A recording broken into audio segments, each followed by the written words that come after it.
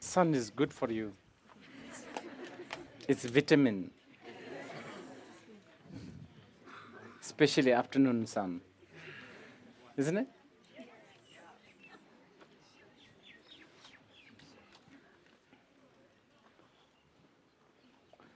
Okay, we will continue from this morning.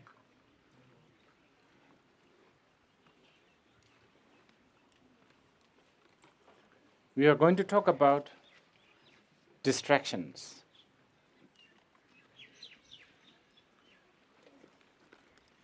And when we talk about distractions, let us not think in a very complicated way. We are not talking about like social media, movies, YouTube. Of course, those are distractions, but those are already like fully blown. They're almost harmless by then. They're visible. They're catchable. They're tangible. Let's go right to the root of the distractions. And then this time, I think we should experiment, because I think we have been talking too much past all these hours. Let us experiment a little bit. It's this element of engrossment. And no need to sit down, no need to sit straight, please. Just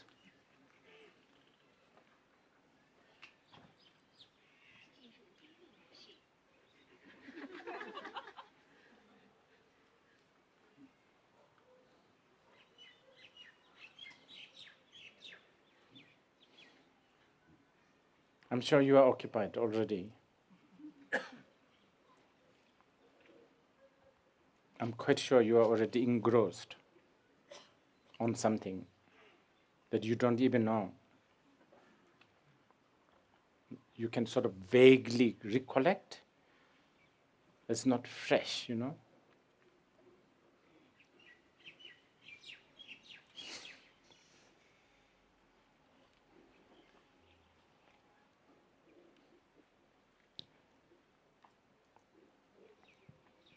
See, this is the problem. The moment I keep quiet, then everybody automatically behaves. You understand? This is how Buddhism gets declined.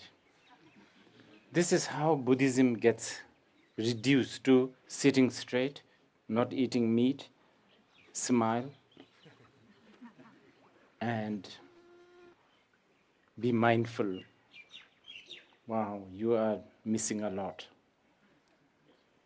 You are really, really missing a lot.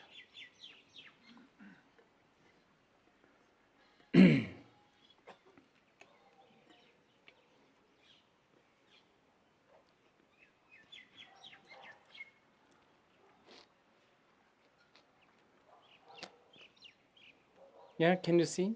Is there a sense of engrossment? There's an engrossment, occupied. You understand what I'm talking about? This is it. I'm serious. This is the Satan of Buddhism. Nothing else. This is the demon of Buddhism. This is the devil, the demon. This is what obstructs you to see the truth. There's a very beautiful connotation or a phrase in Tibetan. We call it Sulishin Mahimba Yila Cheba. This is such a beautiful word.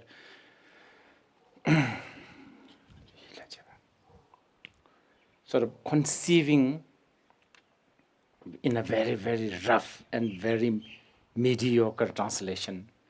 Conceiving something in a wrong way, basically. So when you have this kind of engrossment, you are always conceiving something, seeing something, looking at something in a wrong way. I mean, more than wrong way. You don't even know what you are doing. Constantly, isn't it?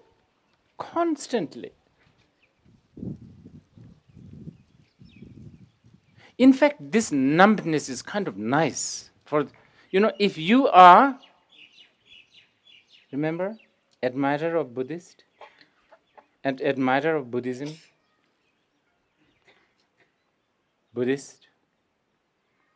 sort of around that level. Or maybe I should be more, no, maybe I should say, if you are that ordinary person,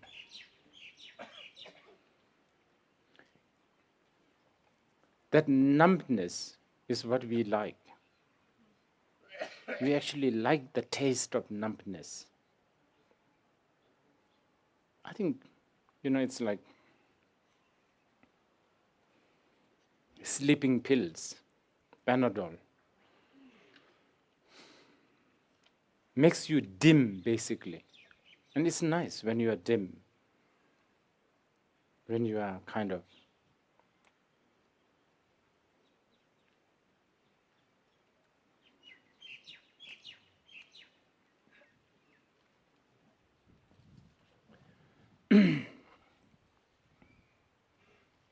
yeah, please experience it.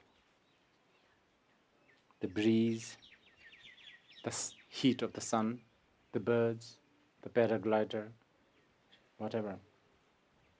Every time we are cognizing something, we are usually engrossed.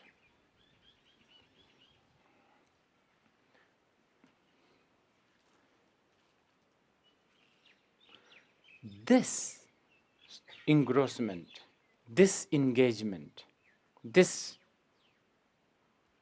continuous sort of occupying oneself into something is the ingredient of so-called emotion. Actually, it is the emotion.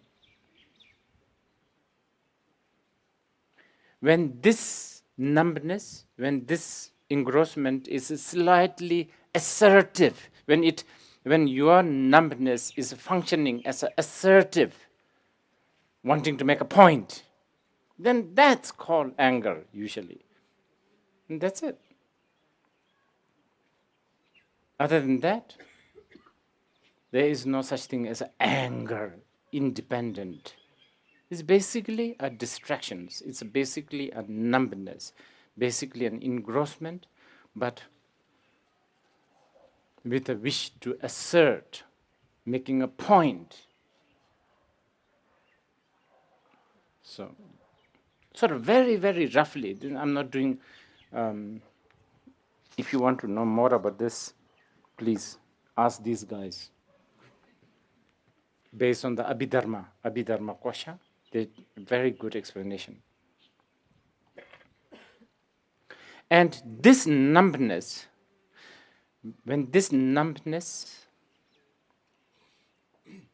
has, like last night Vimalakirti was saying, like a fly, what was it? Flies like to settle on shit. Yeah, when this distraction, this engrossment has this element of settling, cozying up, right? Cozy up, is it? Becoming cozy with, you want to do that. Then that's what we call desire, passion. That's about it, actually. It's the ingredient. So the real thing. So it's like, the distraction, the numbness, slightly a different flavor. Different flavor of numbness is different kinds of emotions. I can't really explain this properly because I've forgotten this Abhidharma. But anyway,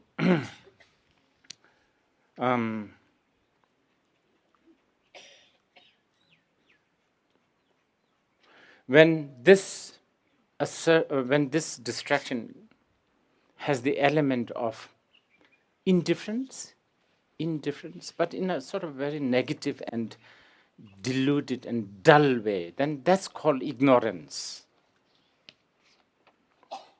And when this distraction is writing stories, is called jealousy.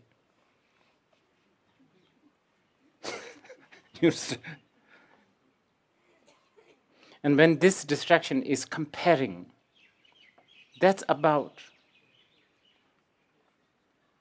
pride. Pride. And when this distraction feels like becoming smart ass. Do you have Chinese words for that? Smart ass? You have? Okay. Then it's called doubt. It's called doubt. It's just another emotion.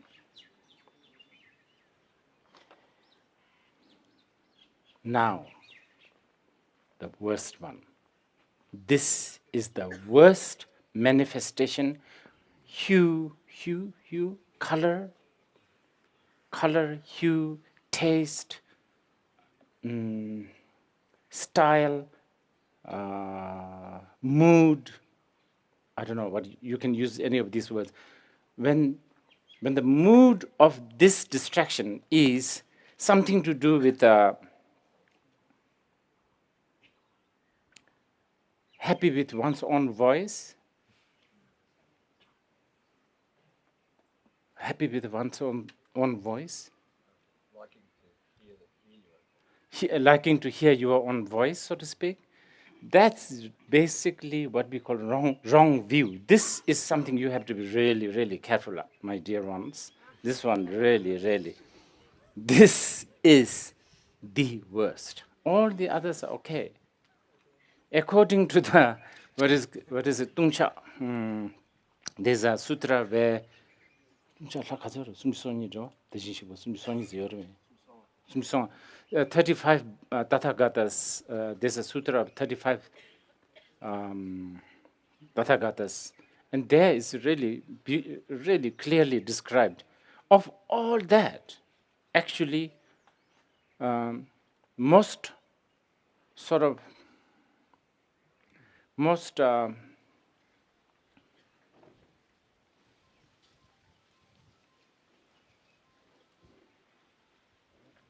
harmless is not the right word.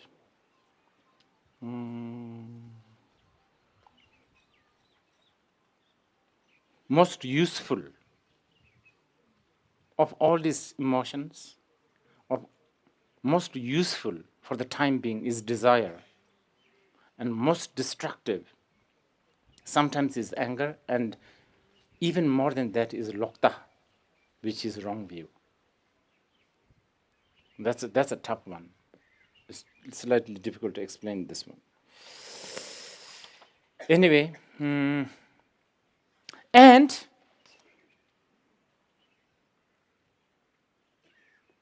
now we are talking quite high level, okay? Now we are talking not only the middle person. We have been talking about the middle person. Now let's talk about the higher person. From the higher person's point of view, even the virtuous and seemingly good things such as devotion, compassion, love, all these are also numbness. All of these are also has that element of fly landing on the shit. That's what the Bimalakirti was talking about yesterday. It's a very profound teaching. Bimalakirti Sutra is a very high sutra. But let's go back to the middle person again. Middle, Jebudding. How do they translate Jebudding? Middle, intermediate. Okay. But let's be more. Okay, so just watch. It's always there.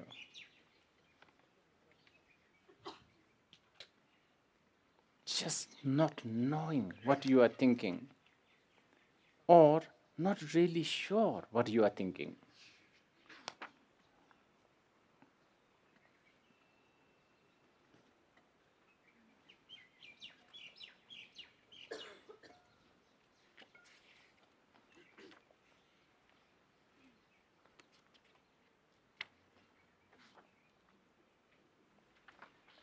Please look at it.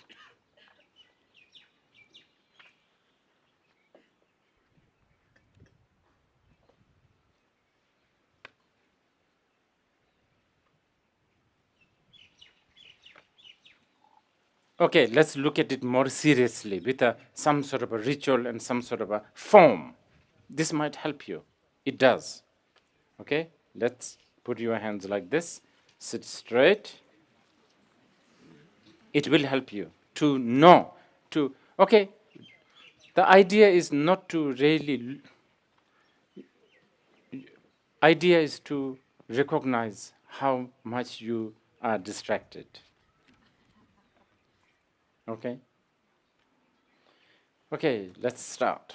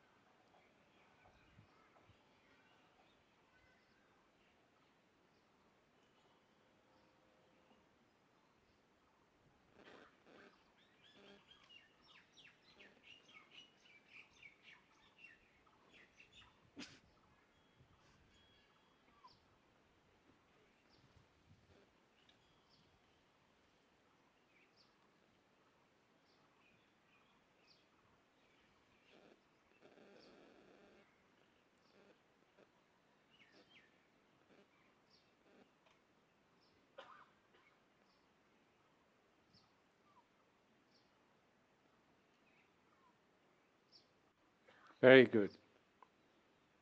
Did you notice how much you are distracted? Good. That's all you should be aiming for. Never do sitting so that you can meditate. Never do sitting so that your mind will be calm. Your only purpose of doing the meditation is to notice how much you are numb constantly. I'm serious. I'm not making this up. I'm just coming from a different angle. And this is an important angle. You know why? Because don't you think it's better if you are not the best example, but if you want to catch a fish, and if you go to a river that has a lot of fish, chances of you catching more fish is high, right? If two fish only in that river, very difficult. How many throughout the day you get numb? and you get engrossed all the time. So you will get a lot of it. You have a lot of gain. How many times throughout the day you will actually be conscious of something? Maybe once, twice. If you wait for that, you will have constipation. So just notice you are distracted. And this sitting, if it is helping you to do that, the sitting straight, sometimes it does. Sitting straight helps you because it is a technique. It's a very important technique. It's a prescribed, taught by the Buddha. Sitting straight really helps. Not only that, whatever helps you.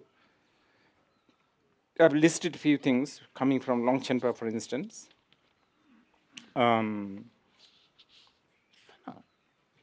Mountaintop. Do you want to go to the mountaintop?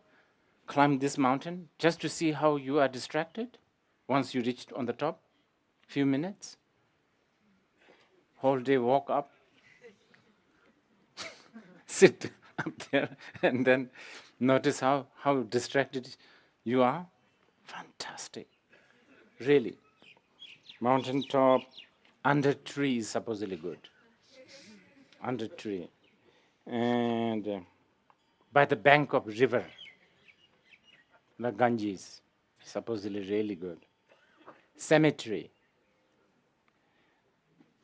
Amidst the pine or juniper tree with this howling sound which makes you so depressed. You understand? Which makes you so agitated, that kind of thing. And yeah, closing the door probably will help. Closing the door. Or if you live in a very small, cramped flat, toilet. Why not? And yeah, sure, close eyes. Many people do. Well, usually I argue that if you need to close eyes to be less distracted, then you will have to block your ears, block your nose, I don't know, wear an armor. So, well, anyway, if that helps, why not? Your aim is to notice how distracted you are, how numb you get, how engrossed you always are. Yes, at times in front of a shrine, holy shrine, helps. Isolation. Isolate yourself, not necessarily to mountain or a caves, but from bedroom to living room, from living room to the kitchen. You understand? Isolate. Disappear. And remember, we were talking about 2 days ago, once a week, half an hour disappearing. Now, once you reach to this level, the half an hour disappearance or staying away from people have a much higher purpose. Retreating, basically, isolation. All these are conditioned. All these are very good. But I have to say, they're all methods. They're not end, they're only means. So whatever works there, then, that day, apply. And don't get too fussy. I mean, yeah, under the tree, fantastic, but, during the winter, probably not so good. Stuff like this. From this angle, you need to remember, when I say do not get distracted, please don't immediately interpret this as he said meditate. Did you hear that? When I say do not get distracted, don't interpret this as he said meditate. Or worse, don't interpret this as he said abide. Your mind can be as jumpy as, I don't know, monkeys, insects, whatever. Fine. As long as you are frustrated because you keep on knowing that you are numb, you are engrossed, fantastic. You are doing something. What are you doing? You are not charging the habit. Remember? We should go back there. And why? Because the habit conceals the truth. That's the whole. And not on, and take vows. Vows are really good. Take vows of not eating meat, for instance, not drinking alcohol, not having sex every Tuesday. Just a suggestion. You understand? I don't know, stuff like this. Just anything you pick.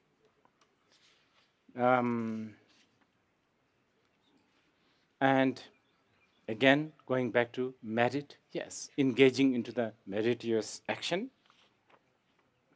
And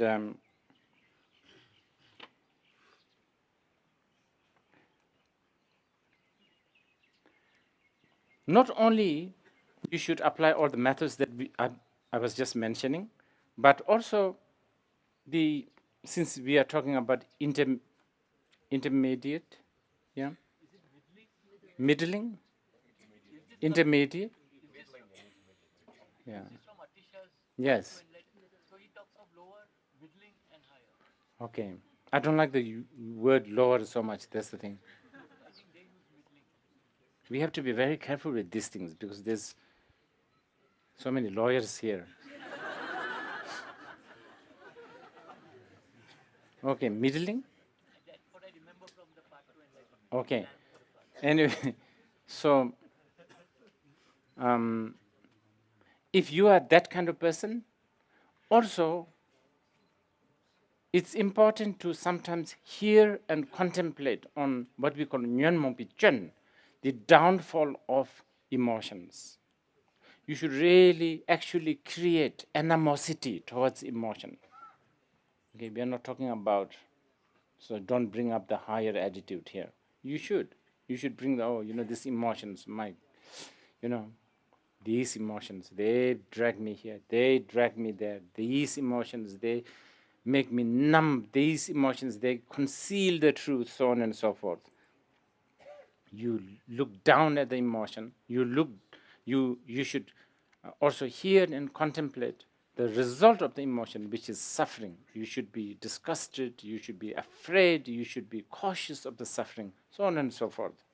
And then also supplication to the Tathagatas, Buddhas, since by this time you are supposedly a Buddhist, so you are a follower of the Buddha. So the blessing of the Buddha is very important. So supplicating to the Buddhas for what?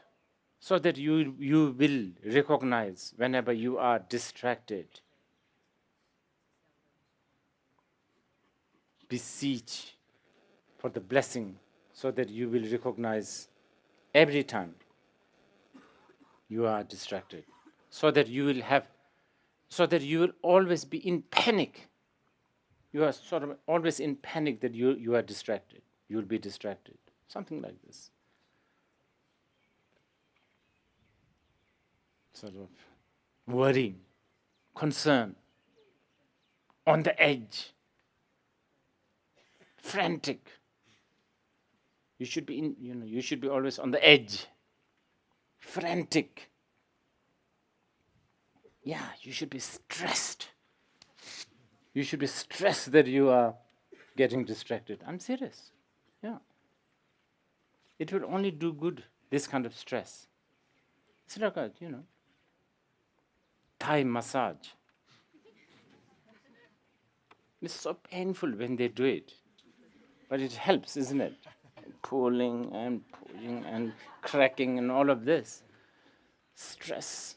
You should be stressed. You should be concerned. You should be really. You should be. And, okay, back to lazy people. Remember, we are lazy people. Really. When you get up in the morning,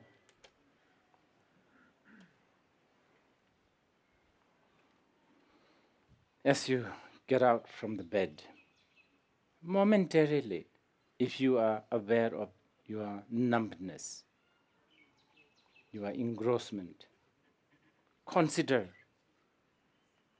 you made the day or the morning. But be greedy, that's not enough. As you brush your teeth, try to grab again, knowing that you are distracted. And I repeat this again. When I say distracted, I'm not talking about distracted to something, like a Facebook or YouTube or something. I'm talking about just whatever you are thinking. You are engrossed. You are engaged. Do that again and again and again. And after a few years, as you keep on doing that, you'll be able to read Gabriela Garcia Marquez's what? 1,000 Years Solitude. And totally makes sense and still know that you are distracted. I'm serious. And you know which uncle he's talking about because there's about 40 uncle and they're all like one or something. One?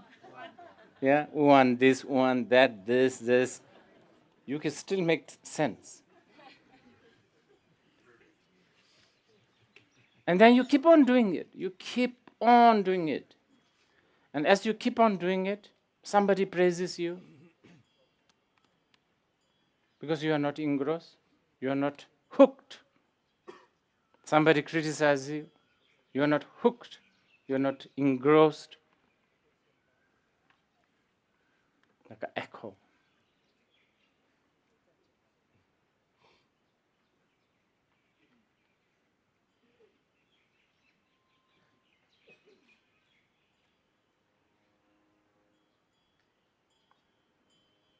And really important,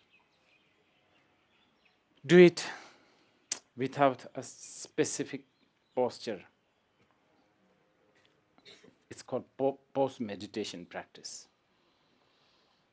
Do it now, one. That's it.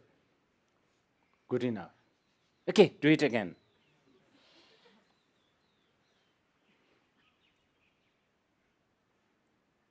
And this is the Sakepa master say. When you do that again and again, then sometimes it loses its sort of, what do you call it, direction. Then the Sakepa said, then sometimes you deliberately engage and, actually, you deliberately engross. Like watch a movie. Like a Titanic is really good. Especially when Kate Winslet goes like this. Kate Winslet goes like this. It's really good. So powerful. You will just engross immediately like this. Don't watch Uncle Bunmi.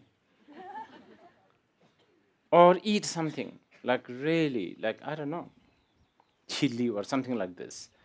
Something delicious, I don't know. Engross for about half an hour or maybe 10 minutes and then again come back. This is a good exercise. The reason why it's a good exercise is if I'm learning how to ride bicycle, I can practice here. But sooner or later I should also try there. Because otherwise if I just keep on doing it here, when the day comes I need to go there, then I would not be able to do it through these rough roads, So you should apply your own, you should invite some obstacles. So do it, yeah, apply, yeah, have fun. But, have a timer, I think. Timer machine.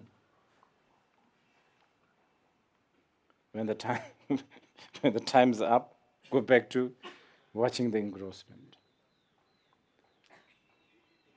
Do Do you want to ask questions? Should not have much questions. This is very, very, what do you call it? Basic. Yeah, please.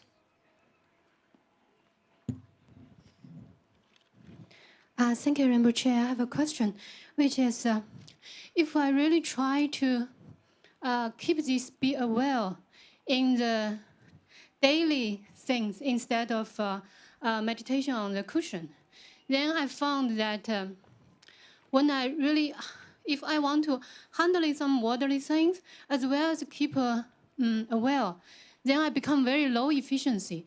I don't know if I'm distracted from the be aware or the be aware distract my worldly things, especially if I do some calculation, or then and then become a mess. I don't know what to do. And the second question is, sometimes when we do the daily practice, such as visualization, even I'm not good at visualization, but I try to do. But if I meanwhile I also want to be aware, then it's mess again. I don't know. I don't know which I should do. The second one, Yes. I will answer you separate. Okay. Okay. The first one.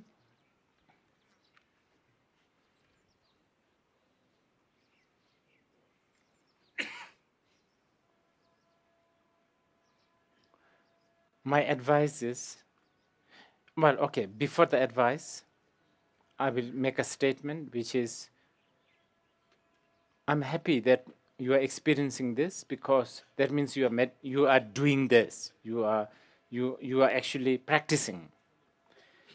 And yes, this is going to happen because you deliberately chose to go beyond. Remember, I've forgotten the word now.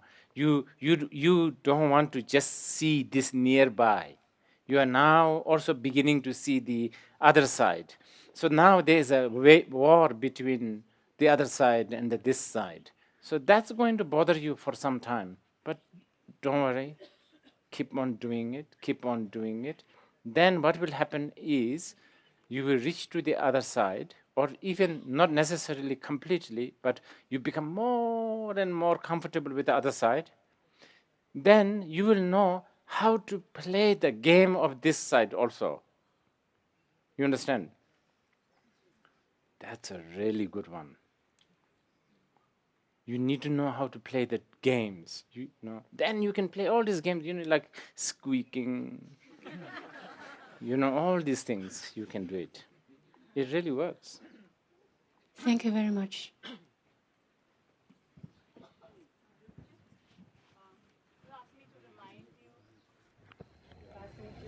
Remind you yesterday. Okay, to remind you to do. When the awareness comes and the anger comes, but the awareness is not strong enough in the anger. So you have the choice. The anger still overpowers. I see. And I just needed you to give me something from you. Can you chant taste of tea, the taste of tea? Oh no, you should do yama, yama, yama. Can you do 5 times? Can you tell me that again? Yama, yama, yama, right? Oh, the Hindi song. No, it's in the taste of tea. Oh, the mountain song. Yes, yama I think means in Japanese mountain. Yes. Thank you. Yama. Even in the middle of the argument, you should do this. Yama, yama, yama. I think so. That's perfect. Thank you. Okay. Whoever is Rinpoche, yesterday or this morning you mentioned that the appearance has done its job. I think in reference to trying to distract the mind or engross the mind. Sometimes when one hears that, it sounds like there's some independently existing force that's constantly playing with the mind. So that was one doubt I had. apart from the habitual pattern, nothing. You know, transitory collections. And the second quick question was that can we do certain things at a practical or physical level where there's no mind involved, but somehow it benefits our practice? Like you often talk about having fun and the need to have fun. Yeah.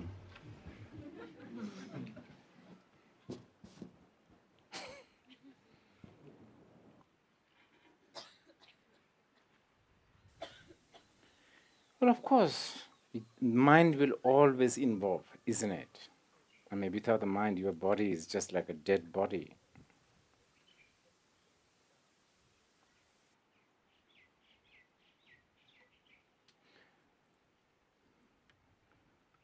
And the higher people, whatever the path, has some exercise like that. It's called the practice of spontaneously arising practice. Apart from that, here, actually, when you know you are engrossed and you do not stop the activity or the action, whatever you are taking, that is kind of what you are saying. I think you will become more and more genuine and more fresh. Okay?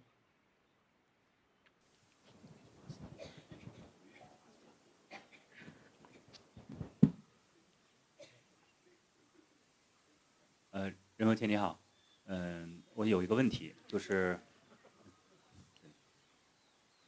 我发现我有2个阶段的痛苦。第一个阶段就是学佛之前的，就是认识佛教之前的，那个基本上就是生活中的一些痛苦。第2个阶段的痛苦的话，就是认识佛教之后，因为我有一些这种完美主义啊，或者这个精神上的一些洁癖，所以特别是在认识到佛教的一些智慧啊，听到仁波切的一些讲法之后，我就会发现。我居然这么那个愚蠢，而且自以为是的过了这么多年，然后就会发现很多自己的一些，自私自利啊，然后还有一些这种紧绷啊，还有一些恐惧啊，然后还有更坏的消息，就是很有可能我要带着这种痛苦还要轮回，所以我就想问一下，就是我该拿我的这种完美主义，还有这种精神上的洁癖该怎么办？谢谢仁波切。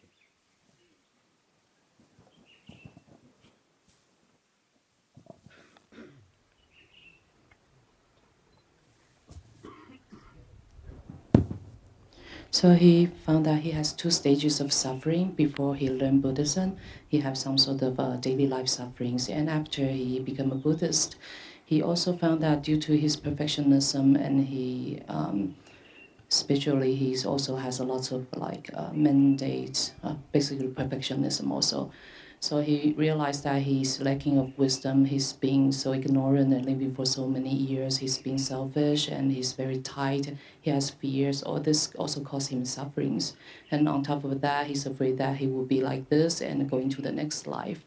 So what to do with it?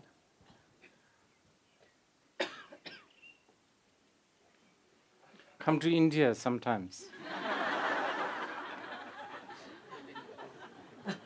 I'm serious. And travel by train. Really works. You have no choice but to sort of. Can you come to India sometimes? Yeah. Take train. It's really good. Sometimes 8 hours delay. Okay. 仁波切，就是在这个时代，这个 Wait, actually, I should answer properly this one.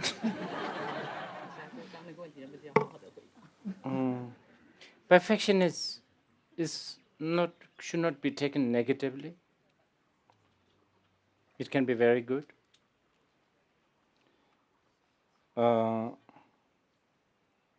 Is that what he's talking about, right? Perfection is.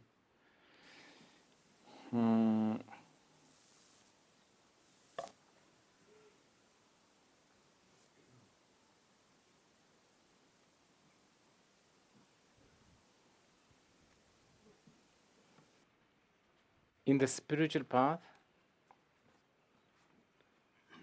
we talk about we talk about confidence. And remember, I was trying to demonstrate earlier that just a moment of recognizing your numbness, just a moment. And then I said, good enough. And that's really good enough. You should have confidence on that. You should really feel happy. As a perfectionist, you may think, no, that was not good.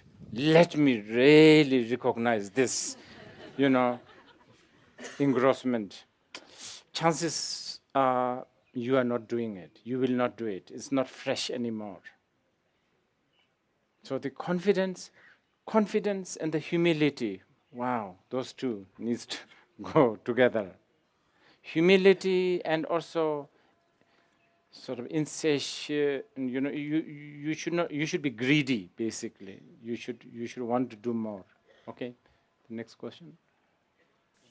仁波切，我有个问题，就是在这个时代呢，那个金刚乘是最直接也是最快的，但是金刚乘还是要获得证悟上师的加持，弟子们才能证悟。但是佛只有证悟者才能知道证悟者。那我们怎样才能遇见证悟的上师，而不是遇见并未证悟而说，先说自己是证悟的上师？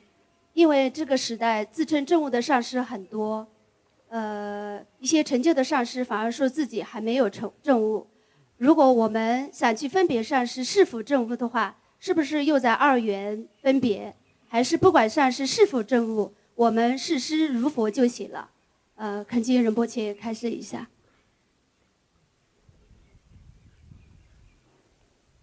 So in this modern age, it seems like Vajrayana is the most direct and fastest way to help us to gain enlightenment. And in order to get that, we need an enlightened guru to give us blessings to be on that path. But then nowadays, there are lots of maybe non-enlightened gurus. They claim they are enlightened, and lots of probably a chief master, they will say that they are not enlightened. So how do we differentiate this, whether someone is enlightened or not? But if we try to differentiate someone is enlightened or not, didn't we just sort of sink into dualism again? Or we should just try to see whoever our guru is as a Buddha? Very good. That's an important question. Can we do that maybe tomorrow? I think towards the end, I will touch the subject of Tantrayana, and then maybe around that time we can discuss. Yes. You know what? Just to answer, for today, to practice Vajrayana by the book is so difficult. But this should not dishearten you.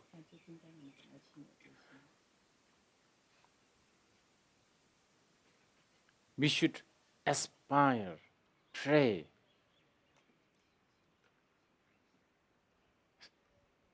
beseech blessings of the Bodhisattvas, Buddhas, so that we can appreciate Vajrayana, so that we can conceive Vajrayana, so that we can chew it, so that it actually fits in your small mouth. And once it fits in your mouth, it actually can also go in your this tiny neck. And once it reaches in your stomach, that it actually gets digested. Pray, aspiration, mepalamje, we call it, sangha mepalamje. This is actually, there is a term like that in the Vajrayana, sangha mepalamje. Mepa is basically wishing, and that's already so good, so good. Wishing to practice perfectly a Vajrayana is still far more better than practicing Charvakayana and Mahayana. I'm sounding very Vajrayana chauvinist now. But that's how it is. Because wishing is powerful. Really, really, really powerful. Wish is very powerful.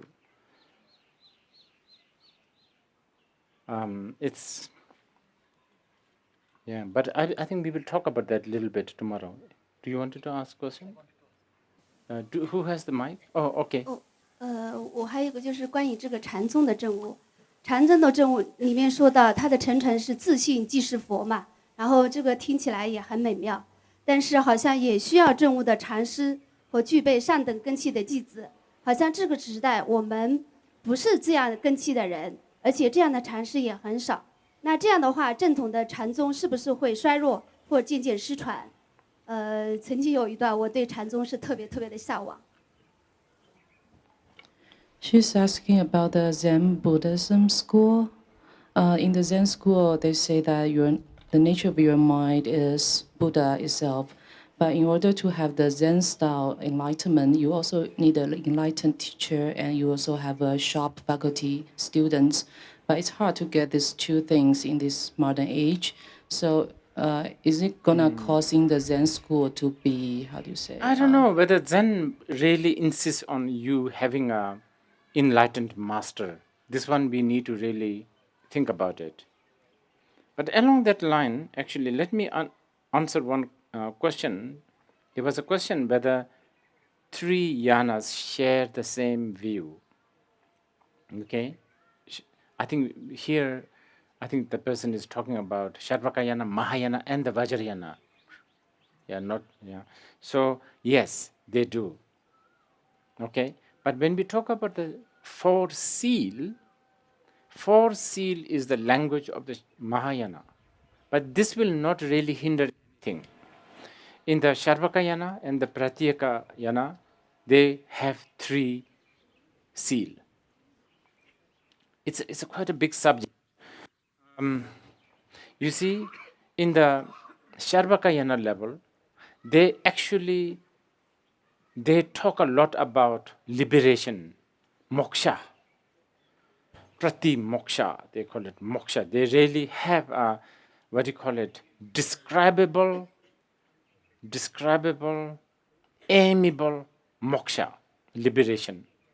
But in the Mahayana, when we talk about the enlightenment, moksha, which is, then it's not even describable. That's about the only difference, actually. But in one way, it's small, but on the other hand, it's really, really big, because it actually creates a big attitude difference. For instance, a Sharvakayana follower will aim for liberation, whereas the Mahayana, no. Mahayana don't want to dwell in the samsara, also don't want to dwell in the nirvana. Remember? Okay. Do you have the mic? 还有一个问题。Oh, okay. 这个是关于未来佛弟子繁衍的问题。就是仁波切，你经常强调，佛弟子要多生孩子，但是现在佛教徒越来越多的单身，很多佛教徒的解释就是随缘。这个问题好像影响到人们对佛教的误解。现在这个时代，很多弟子对上师如佛又如情人的追随，不愿意结婚，这样的现象也越来越多。我希望仁波切针对这个问题给予您的开示。然后，现在全世界的人都知道，仁波切希望佛弟子多生孩子，特别是中国人要多生孩子。假如有女弟子有勇气愿意和您生孩子，仁波切你会同意吗Uh-oh. I'm in trouble. Okay. So Rinpoche has been encouraged Buddhists, to bear more children so that we have more Buddhist children. And then, but nowadays it seems like lots of people remain singles, or some people, they will see Guru as Buddha, also as a lover. So I don't know what Rinpoche think about this. And if there is a Chinese person say, okay, I'm okay to bear a child, but I'm only going to bear with you, what would you say?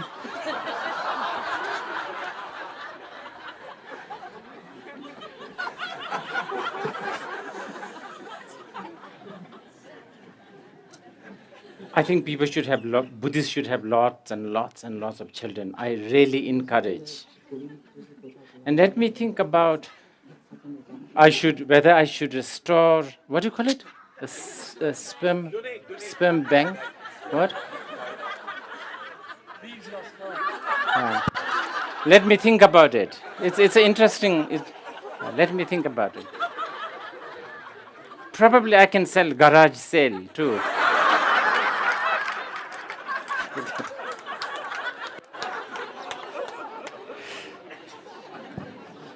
So, Rinpoche, my question may sound funny. It's got nothing to do with this one again.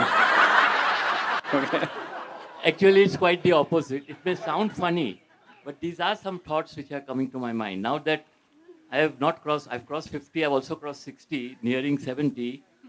The idea of death does come, now and then the thought of death.